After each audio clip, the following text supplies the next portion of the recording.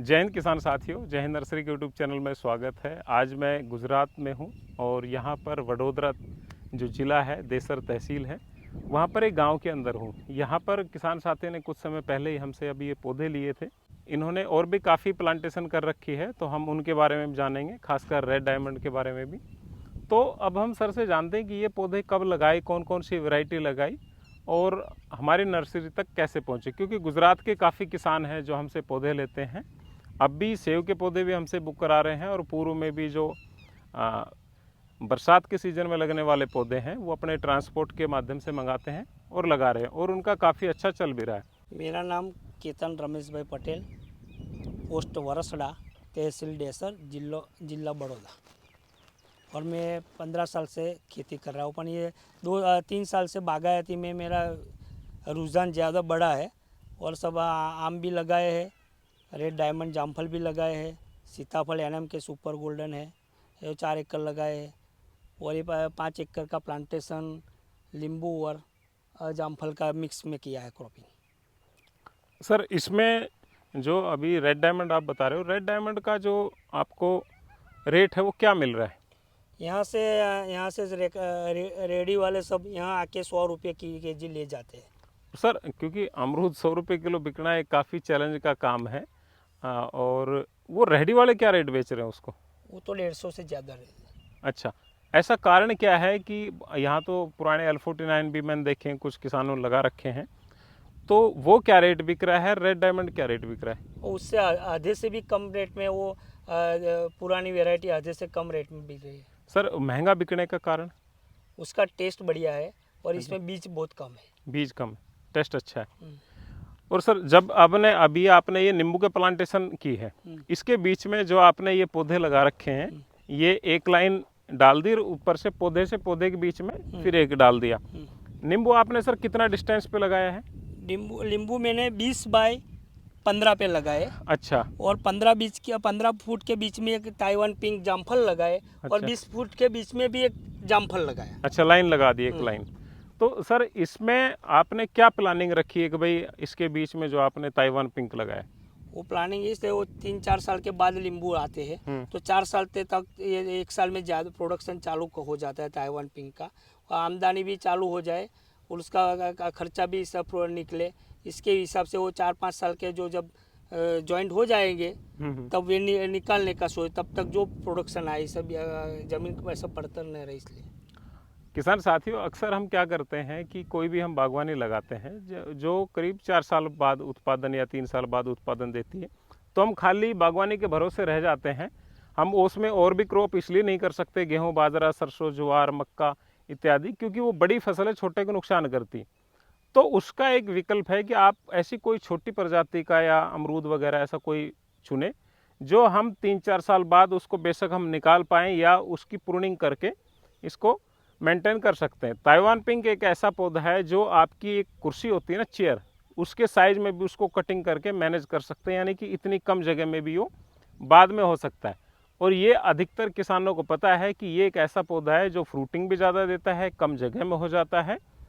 Sir, ये आपने जो डिस्टेंस है वो एक यहाँ के अनुसार लिया है या आपको पहले इसमें कोई चेंजमेंट करना पड़ा? क्योंकि यहाँ पे जो गुजरात का एरिया है, वडोदरा के आसपास का क्षेत्र है, ये नींबू बाहुल्य क्षेत्र है, तो यहाँ पर लोग अधिकतर किस डिस्टेंस पे लगा रहे हैं? ये 20 बाय 22, 20 बाय 25 पे लगा रहे हैं। अच्छा। मेरे अंकल ने भी लगाए है, 16 बीघा लगाए, वो सब 22 फुट पे लगाए।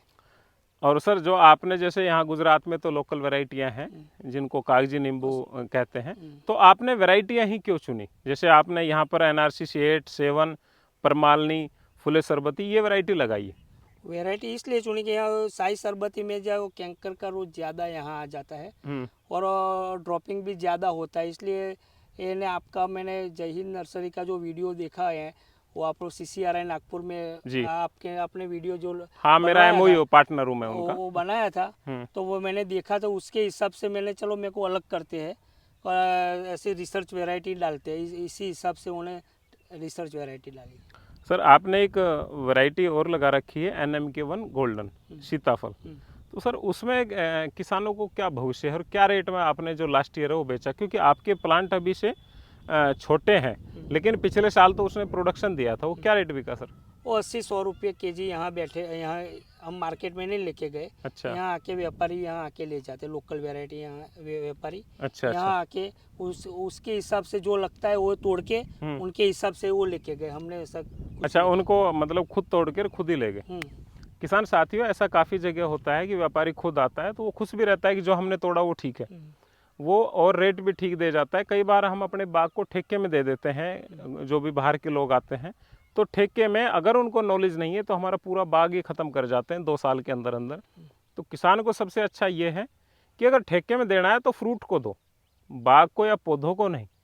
यानी कि उनको बोल दो कि भाई खाद वगैरह केयर वगैरह हम खुद करेंगे, आपका काम है फ्रूट तोड़ के लेके जाना। आप बस ये बता दें कि ये इसका जो ये बाग है इसका कितना रुपए लोगे इस 6 महीने के या 3 महीने के, जब तक ये फ्रूट चलेगा तब तक। क्योंकि कुछ क्रॉप साल में 2 बार आती है, कुछ सिंगल आती है, तो वो आप सीज़न के अनुसार उनको अगर देंगे तो वो आपके जो पौधे हैं उनको नुकसान नहीं कर सकते, वो सिर्फ फ्रूट को तोड़ के ले जाएंगे। और ये सबसे अच्छा विकल्प है और बचत का साधन भी है। सर, इस बारे में यहाँ पर काफ़ी लोगों ने शायद वैसे दिए भी होंगे, तो जहाँ तक है नुकसान ही होता है।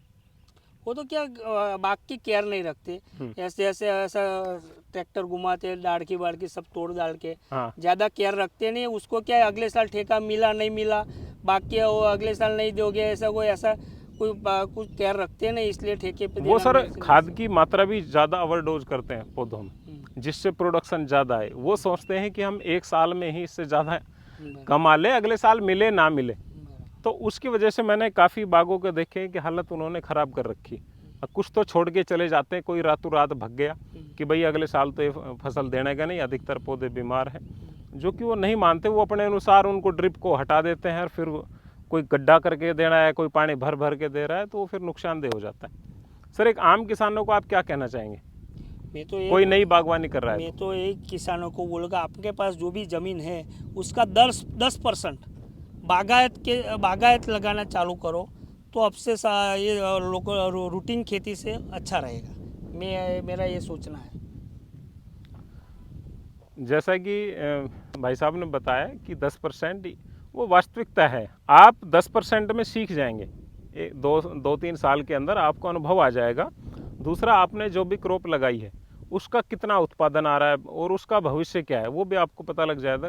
कई बार क्या होता है कि जोश में आके या किसी का देख के, जैसे भाई साहब ने कर रखा है, इनका देख लिया या किसी और का देख लिया और कहीं दूसरी ज़मीन नहीं चेक कराई, पानी नहीं चेक किया और बड़े स्तर पे कर बैठे, बाद में पता लगा कि ये क्रॉप वहाँ पर अच्छे से नहीं हो रही है, ये मिट्टी उसको मैच नहीं है। तो सबसे अच्छा है कि 10% 20% जितने आप रिस्क ले सकते हैं, और आपको अगर वो नुकसान भी हो जाए तो आप सहन कर सके। हालांकि बागवानी में सही आप किस्म चयन करेंगे तो बहुत कम चांस है कि नुकसान हो।